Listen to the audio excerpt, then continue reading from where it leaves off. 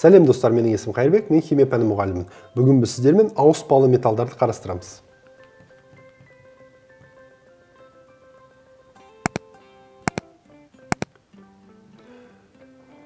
Егер де біз периодтық кестені қарайтын болсақ, ортаңғы бөлікте D блок элементтері орналасады. Алайда барлық D блок элементтері ауыспалы металдар болмайды екен. Осыған сәйкес ең жоғары қатардағы, яғни үшінші периодтағы D блок элементтерінің ішіндегі ауыспалы металдарды қарайтын болсақ, олар титан, ванадий, хром, марганец, темір, кобальт, никель және мыс болады. Не себепті ең алғашқы осы тізбекте орналасқан, периодта орналасқан скандий және соңғы орналасқан мырыш ауыспалы металға жатпайды? Оны қарап көрейік. Скандийді тұрақты бір ғана ион түзеді. Ол 3+ ионы. Оның жалпы электрон саны 21 болатын болса, электронды конфигурациясы 1s2, 2s2, 2p6, 3s2, 3p6, одан кейін 4s2 және 3d1. 10 электрон, 20 электрон, 21 электрон. Мынау скандийдің атомының электрондық конфигурация. Егер де оның ионның конфигурациясын салатын болсақ, иондыкін салған кезде біз бірінші соңғы қабатынан бастап электрондарды аламыз. Яғни 4s2-ден кетеді. Сонда скандий атомыкі осы болатын болса, скандий ионыкі 3+ ионы. 1s2, 2s2, 2p6, 3s2 және 3p6.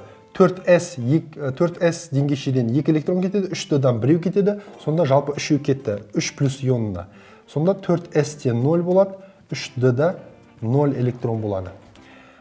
Егер де бұндағы скандийдің 3+ тотығу дәрежесін көрсететін ионның d деңгейшедегі электрон саны қарайтын болсақ, d деңгейшеде электрон жоқ. Ауыспалы металл дегеніміз ол бір немесе бірнеше тұрақты ион түзетін, және де сол ионның конфигурациясы кезінде D деңгейшесі толық толтырылмаған болуы тиіс. D блогындағы элемент. Яғни біріншіден ол ауыспалы металл болу үшін D блогындағы элемент болуы тиіс. Одан кейін оның бір немесе бірнеше тұрақты ионы болуы тиіс, және сол тұрақты ионның кезіндегі конфигурациясында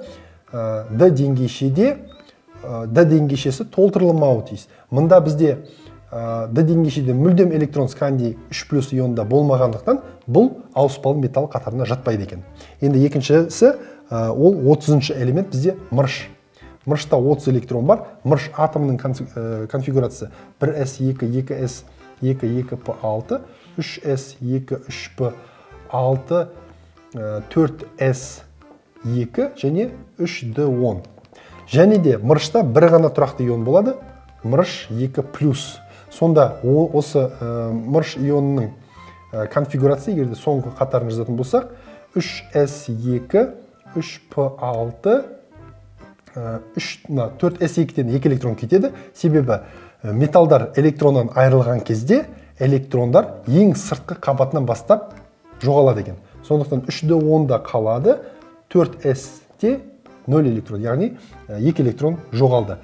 Нәтижесінде мырыш бізде D блогындағы элемент болып табылады, алайда оның тұрақты ионы 2+-тің жағдайында D деңгейшесі толық толтырылмаған болу тиіс. Мында бізде 3D-да 10 электрон, яғни толып тұр. Яғни D деңгейшесі толық болғандықтан бұл мырыш бізде ауыспалы металдар қатарында жатпайды. Енді қай металдар жатады? Мында тізбекте көрсетілген. Бұлар титан, ванадий, хром, марганец, темір, кобальт, никель және мыс. Олардың конфигурациясын қарайтын болсақ, мыналар бізде осы металдардың атомының конфигурациясы. Егер де оның ионын алатын болсақ, мәселен, титанда бізде +3 және +4 тұрақты иондар бар. +3 ион жағдайда конфигурация 4s-те 0 қалады, тағы да 3d-дан 1 кетеді, 3d-да 1 болады. Яғни D деңгейшесі бізде толық толтырылмаған, 1 электрон қалады. Егер де ванадийді алатын болсақ, ванадийде +2, +3, +4, +5 тотығу дәрежесін көрсетеді екен. +2 болған жағдайда, мәселен, 4s2-ден 2 электрон кетеді, 3d-да 3 электрон қалады. Яғни D деңгейшесінде 3 электрон бар, толық толмаған да бос та емес. Хромды алатын болсақ, хромда +3 және +6 тотығу дәрежесін көрсетеді екен. Егерде +3 болатын жағдайда 4s-те біреу кетеді және 3d-дан екеу кетеді. Сонда 3d-да 3 электрон қалады екен. Бұл жағдайда да d деңгейшесі бос қалып қоймайды және толық болып тұрмайды.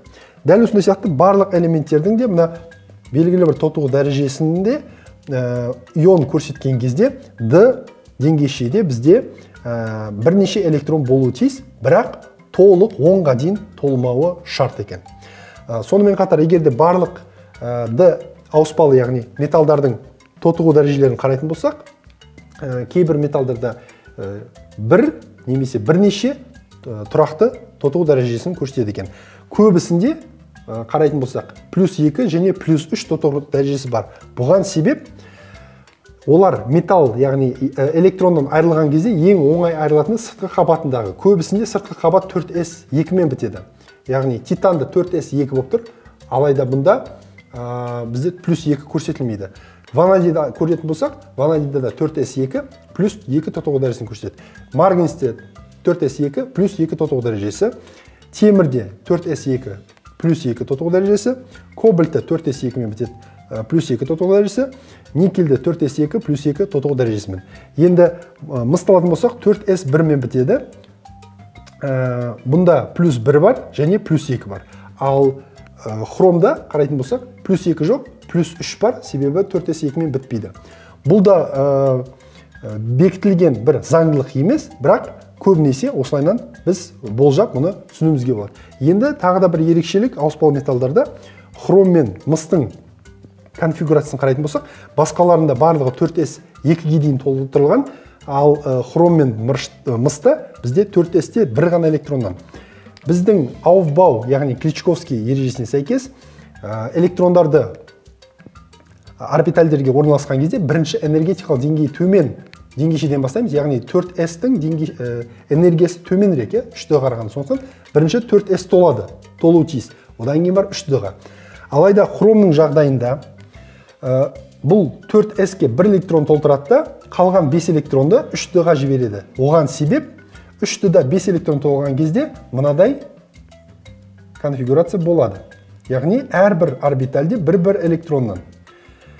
Бізде ең тұрақты конфигурация кез келген бір деңгейшені алатын болса, ол деңгейшенің толық 100% толуы немесе деңгейшенің 50%-ға толуы, жартылай толуы.